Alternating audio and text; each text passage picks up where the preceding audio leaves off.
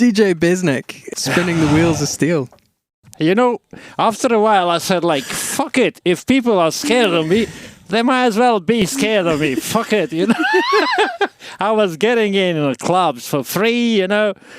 And this guy actually said it all for me, you know. He's kind of I don't give a shit, guys, you know. Just fucking long live the rage. Okay, so who's that song by? Jericho. A band called Jericho. Now they lost their way, to be honest. You know, the guy was very good until like 10 years ago. And then religion, I think, got hold of him. And he started preaching some bullshit. Before, he was very revolutionary in sort of, you know, freedom kind of a message. And now it's fine, strange, his music, you know. But at the time, he was good. Yeah. Now it's, I don't know. It was trending 97, 98, maybe earlier. I'm not really sure. Just before the Kosovo war broke out, this actually became kind of a anthem for Albanians, you know, because they were struggling under the repressions of Serbs. And the world wasn't seeing it, you know. And we were trying all sort of a peaceful messages, like people going out and banging with spoons and stuff like that, you know. But that didn't raise any interest from anybody, you know. And I liked this guy because he went and he kind of said, like, fuck off, you know? I'm gonna deal drugs, you know. If you don't sort this shit out, you don't leave me a choice, you know, because we are being pushed in a corner and fuck it, you know. I've worked with Besnik for 6 years, and as far as I know, he's not a drug dealer. He often portrays a gruff exterior and is uncomplicated in communicating his discontent, but it shrouds an artist with a keen eye, a raft of creative passions, and a deep history of experience.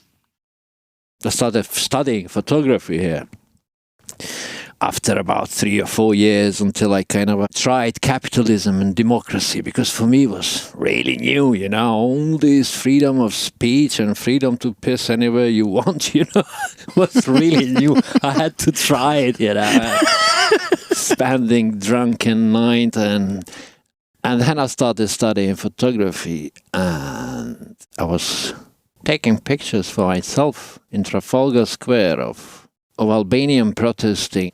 And then some journalist came and said, like, we started chatting, and he says, like, who you do? I said, like, yeah, I work in a pizza place and I study photography. And says, like, why do you fucking bother studying? He says, like, war is about to break out. Just grab your camera and go. Yeah, I said, fuck it, why not? So I left the job, picked up my shitty camera, which was like really a bad camera, like 10 rolls of film and about 50 pounds in my pocket. And another 50 pounds I had a manageress, Samantha Williams, very nice lady. She gave me 50 pounds and she said, please give it to some guy over there, the refugee. Yeah, I will never forget that. People are so kind, you know. The politicians are shit. People are really good. So I went there, yeah, and this is how I started my my discovery in journalism, you know, like I started translating for some top journalists, actually, you know, there, and in the meantime I would take pictures and bind my way around the front lines, and took some pictures, sold few of them. And yeah, and I saw the ugly side of war, and I really didn't like it. You know, it's not what we see on television. It's really completely different, you know. Some people make so much money. Some people die because they try to save their burning house. And these two, they don't meet. And that's the sad part, kind of, where you say, like, fuck this. And you know, frontline, you don't know who's gonna kill you. It's thanks God you don't even hear it. That's before you hear it, you're probably dead. So that's the beauty of it. You don't, no warning whatsoever. So yeah, then I married my wife there. Yeah, she was a refugee. Met my wife. I married her later. Stayed there for a year or two, came back in London and stayed for 3 years or 4 in London and went back for another 8 years, to rebuild the liberated country.